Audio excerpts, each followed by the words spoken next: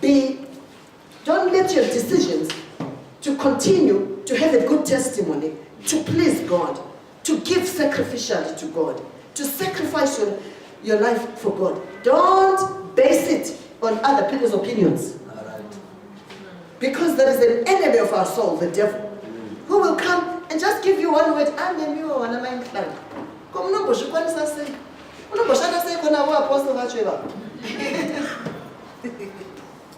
and if you are not determined to get that good testimony, you will throw in the towel.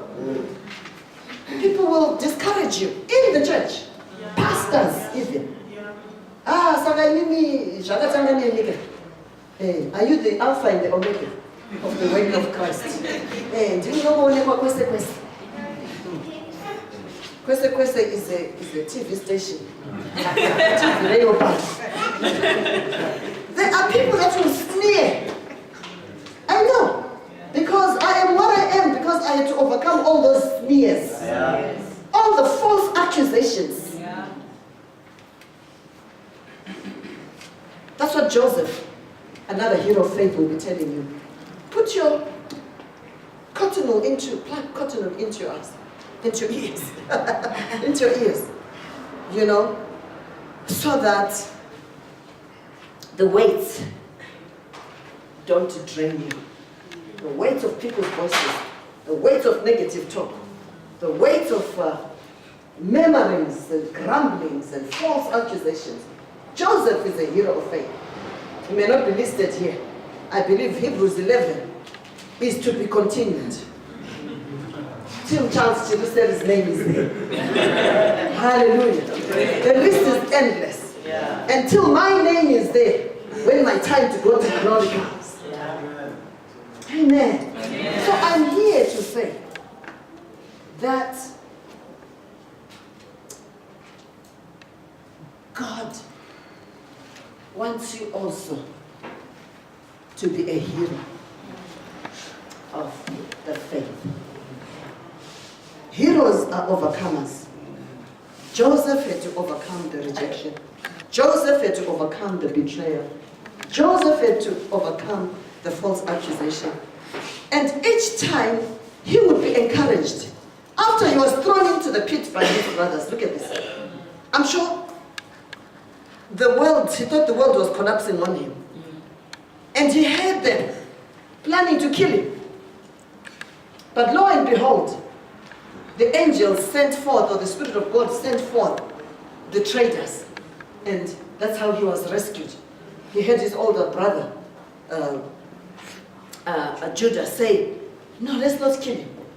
You know, let's just take his coat and spread it with blood, and when we get to daddy, we'll just say, no, he was eaten by a lion, but let's sell him to these traders. And off he went to Egypt. I'm sure he felt some encouragement, didn't he? Because I may be going away as a slave, but you know what? At least I'm not dead. Which is what I keep telling to people when they ask me about my health. When they say, oh, how are you? You know, I said, oh, look, I may be limping, but at least I'm not dead. I'm grateful to God. Yes. And I'm attracting grace like I was preaching this morning. So, learn some lessons from the heroes of faith. Because we have a cloud of witnesses. But they're not only witnessing, they're talking to us through their lives. And may your life talk to somebody. I said, may your life's testimony also talk to somebody. Yes. Because there are other people who are watching you. Who are still here on earth. Who are watching whether they're going to make it to the finish line.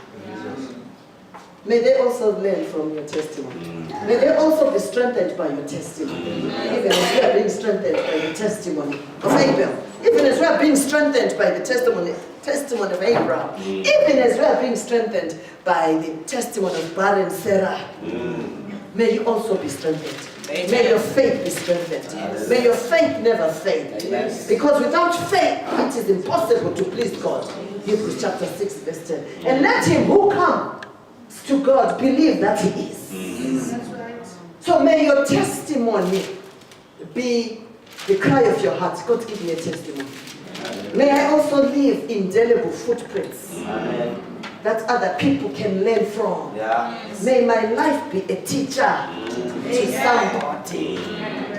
When you fighting your battles out there. Alone, Joseph was alone. But he never lost sight of the vision. That's what will keep your testimony. I said, that's what will preserve your testimony.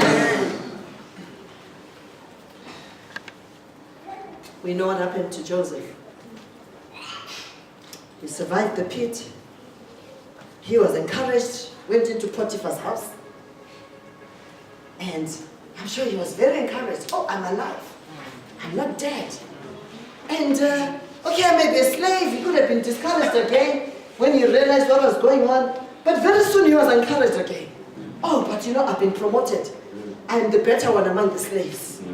Yeah, you know, if you're the better one among the poor, you feel a little better than the poorest of the poor. So, that kept him going. But straight after that, a false accusation. Distress again. Discouragement again. And into jail he's thrown for falsely being accused. And he's discouraged again. This is a picture of your life. It's a picture of my life. Where life, as they say, is full of ups and downs. But the question is, which way is your graph going? Graph here, up and down and up and down, stagnation, going nowhere like a rocking chair. Worry, anxiety, fear, that's taking you nowhere. But look at this. Let your life be full of ups and downs because you have no control over the situations and the circumstances sometimes that come in your way. But look at the way your graph is going. Through it all, I've learned to trust in Jesus. I've learned to trust in Him. That should be your testimony. Even when you're down and people think you're under, put your trust in Him. Know that God says, even if you are sick, you will live, you will not die. You too, you will declare the good works of the Lord. Your testimony will encourage somebody. So, Joseph's life and all the heroes of faith. What else did Joseph go through? In jail, he's now depressed, he's distressed. No family, no companion, no salary, nothing.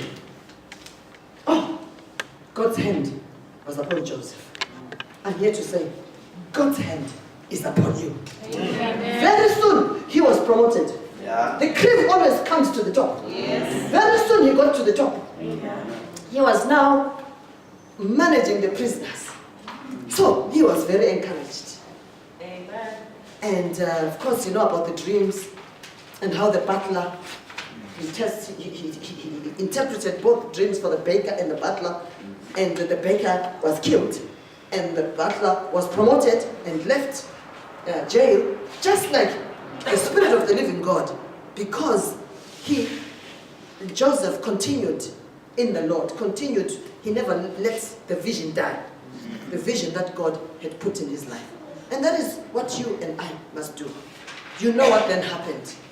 He then told the butler and said, when this happens, when this prophecy or this interpretation that I've given over your life happens, don't forget to tell Pharaoh about me. But we know what happened. The butler forgot. I said, for 3 years, he continued to rot in jail. You can imagine, it was discouraged again. I am saying, lay aside every weight that ensnares us, and let us run with endurance. Why do we need to run with endurance? Because there are many discouraging moments in a hero of faith's life. But you must always speak to yourself. I'm more than a conqueror in all these things. I'm born of God, and he that is born of God overcomes the world. So I am an overcomer. I am more than a conqueror in all these things. Not just many things Joseph went through. So your life is not different. So you must not be intimidated by circumstances of life. Intimidate your intimidators. Speak to death and tell death, I will not die, I'm not coming. It's not my time. I will live to declare the good works of the Lord. Have a testimony when now you're declaring the good works of the Lord. Because the devil wanted to kill you prematurely.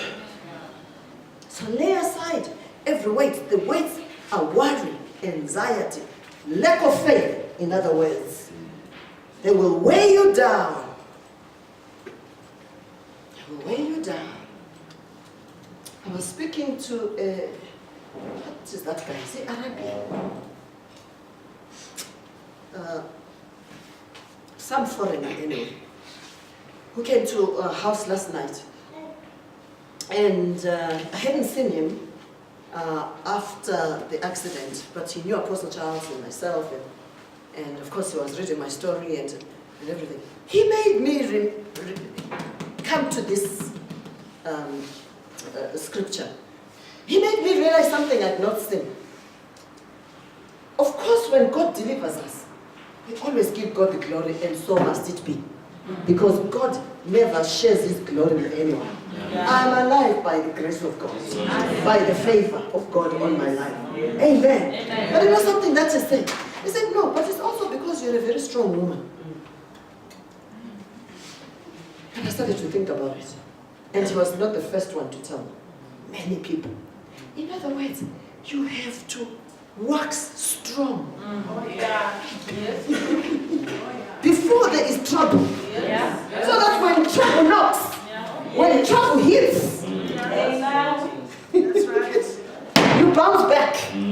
I said you bounce back. You tell the devil, I'm back. That's okay. But you can't do that if you are not waxing strong in spirit. How do we wax strong in spirit? We read his word. We first feed ourselves. We pray. We send incense before the throne. I promise you, those are the things that I believe are a deposit in the spiritual that come and carry you when you can't even carry yourself. So, lay aside every weight and the sin which so easily ensnares us, and let us run this race with endurance, the race that is set before us, looking unto Jesus, the author and the finisher of our faith. I was saying this morning, and those that missed, really missed, because we can't recapture the moment. Anyway, I was saying this morning that life is a journey. Life is a race. Whether you are born again or you're not born again, because you did not choose to be born. You found yourself here. And once you're here, you have to race on. You can't pretend. You can't roll over and pretend to be dead. When there's trouble. Trouble knocks on the righteous. Trouble knocks on the unrighteous. The difference is what you are made of. I said the difference between you and the unrighteous one is what you are made of. What you are made of determines the outcome of your trouble. What you are made of determines, or is the one that makes you come out stronger, makes you come out better. But if you're unrighteous, you come out bitter and weaker. So,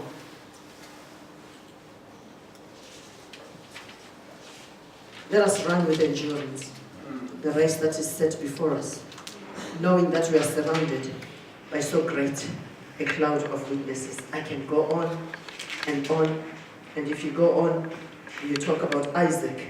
Oh, yes, Joseph is here.